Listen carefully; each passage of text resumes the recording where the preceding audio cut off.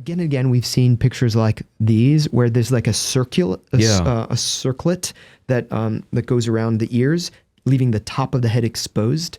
And if you were a con artist trying to convince people that this is Jesus, you'd be inclined to do something like this on the shroud. But in this case, the shroud dares to deviate from the sacred norm here. Mm-hmm. It gives us instead a cap of thorns. So just go to the very next slide.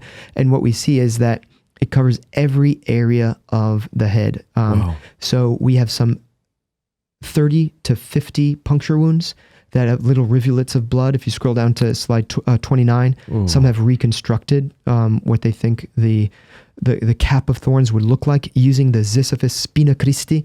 That's the species of plant that has these thorns that are 3/4 of an inch long. The very Latin name. How difficult would that have been to make?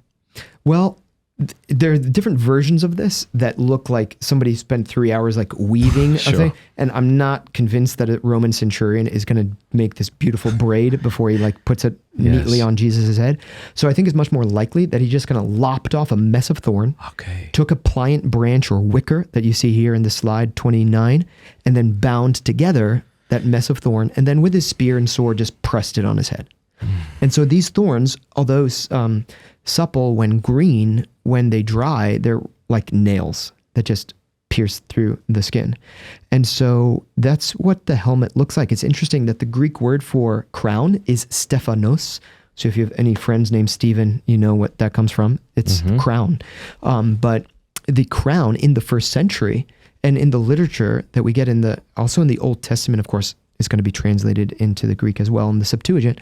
The Stephanos was what was on the head of the priest. And what did the priest's crown look like? Well, we can read about that. I think it's in Exodus towards the end. You're going to see how it's covering the entire head. And so even though in the Middle Ages, our crowns, sure, they were, these circles around like a ring on top of the head. In the first century, you could well imagine that something like that would be called a crown. And so what I go to in the next slide, if you see, it's slide 30. These are just pictures. Now, the contrast has been turned up to see these blood stains at the nape of the neck.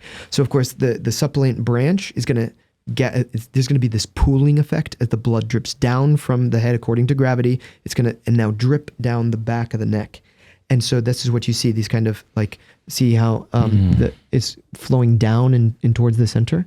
So that is an area where you would have expected a great accumulation of blood, and so it is that you see that on the shroud. Thanks for watching. I want to say a big thanks to Covenant Eyes, which is the best filtering and accountability software on the web, and you need it. If you struggle with porn, if you have children who could be exposed to porn, I think it's really an act of neglect not to have something like Covenant Eyes. Covenant Eyes is the best filtering and accountability software out there, so go to covenanteyes.com right now and use the promo code MattFradd, one word, MattFradd, to get 30 days for free. Make the decision. Make a manful decision right now. Go get it. covenanteyes.com.